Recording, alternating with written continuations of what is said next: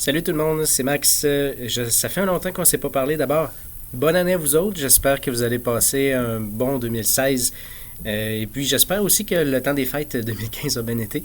Chez nous, ça a été comme à l'habitude.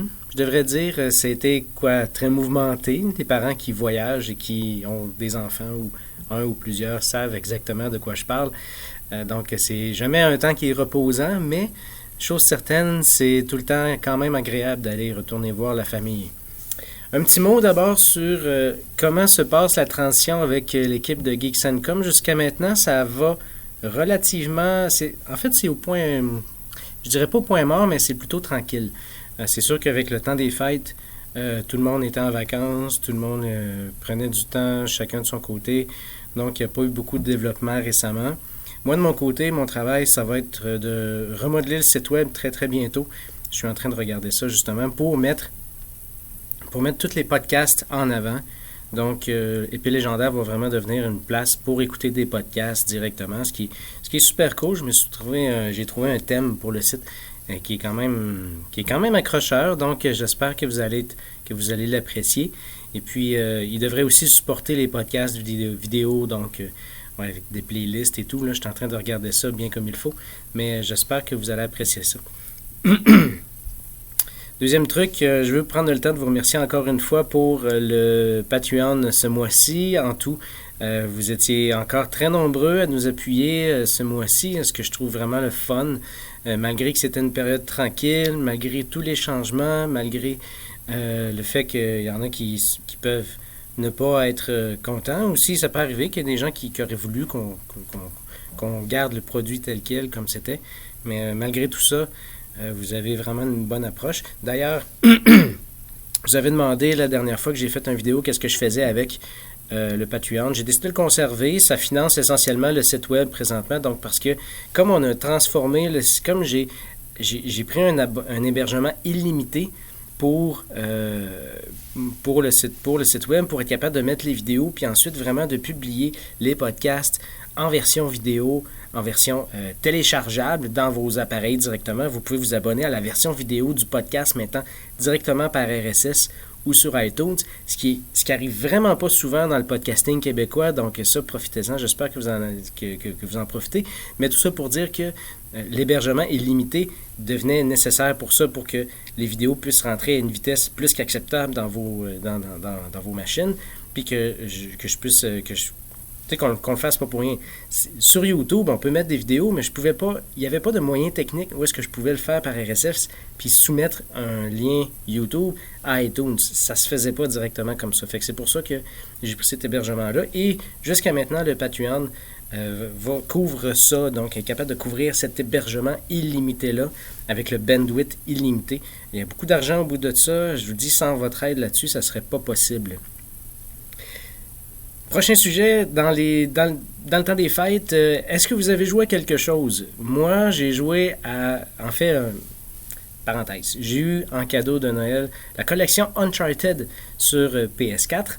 Donc, j'ai fait Uncharted 1. Je lui aurais donné... c'est sûr que si c'est un jeu qui serait sorti aujourd'hui, en 2015 ou en 2016, je lui aurais donné un 8 sur 10. Je comprends que c'est un jeu qui était plus vieux, mais on se rend compte que la mécanique est quand même, somme toute, plutôt simple. Le jeu ne nous invite pas beaucoup à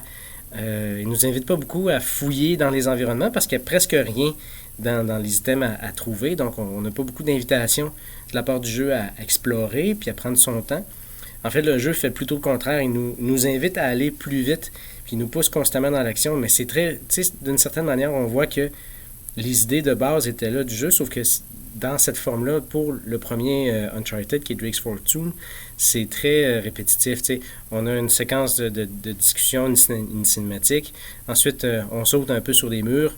Là, avant de débarquer, on se rend compte qu'on arrive dans une grande place. Puis là, il y a des armes partout qui sont cachées.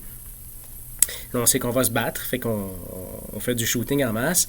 Il y a plein d'ennemis qui arrivent partout, puis on les tue toutes. Puis après ça tombe tranquille, on fait une coupe de murs, on saute ces murs sur les corniches, des choses comme ça. On arrive dans une autre grande salle où est-ce qu'il y a encore des choses comme ça. Fait que c'est comme ça tout le long au complet. Donc, j'ai trouvé ça le fun quand même. C'est pas très long, ça m'a pris environ 6h30 à faire. Donc, mais je suis quand même content de l'avoir fait. C'est un jeu que j'avais pas eu l'occasion de faire à l'époque. Ensuite...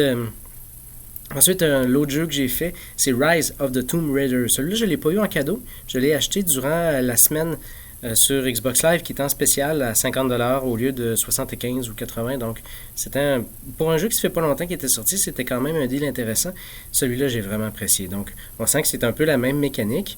Donc, évidemment, on a beaucoup de platforming, mais le jeu nous invite tellement plus à faire de l'exploration, puis à prendre notre temps, puis à vraiment fouiller partout pour trouver les petites coffres. Aussi faire son farming. Puis là, on a des éléments, quelques éléments de RPG là-dedans où ce qu'on peut améliorer nos armes, améliorer aussi l'expérience de la rang en trouvant des documents, des extraits audio, donc il y a plein de trucs. Puis l'environnement est tellement beau, c'est vraiment un beau jeu, c'est excellent. Fait que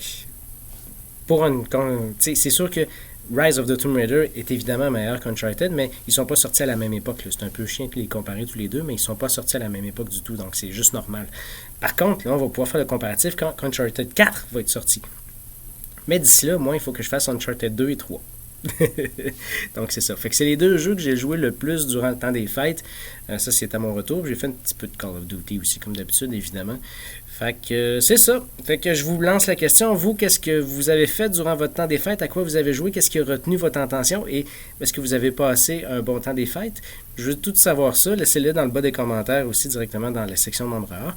Et si jamais aussi vous avez des questions ou des commentaires ou des trucs que vous voudriez qu'on implante dans la nouvelle version du site et dans nos nouveaux services, dans cette nouvelle orientation-là où on fait une collaboration avec Geeks&Com, laissez-moi des commentaires aussi. Ça peut m'aider à des fois à apporter certaines idées à l'autre équipe aussi. Donc, puis visitez leur site web aussi sur geeksandcom.com. Donc, si vous avez des idées que vous voulez que je leur apporte, qu'on fasse, puis qu'on regarde ça ensemble, moi, votre opinion est super importante pour moi, puis c'est sûr et certain que si vous avez des trucs qui sont importants pour vous, puis que vous me le laissez dans les commentaires, je vais me battre jusqu'au bout pour que ça soit implanté. Fait que d'ici le prochain vidéo, je vous dis ciao à la prochaine, puis on garde contact comme d'habitude. Bye bye.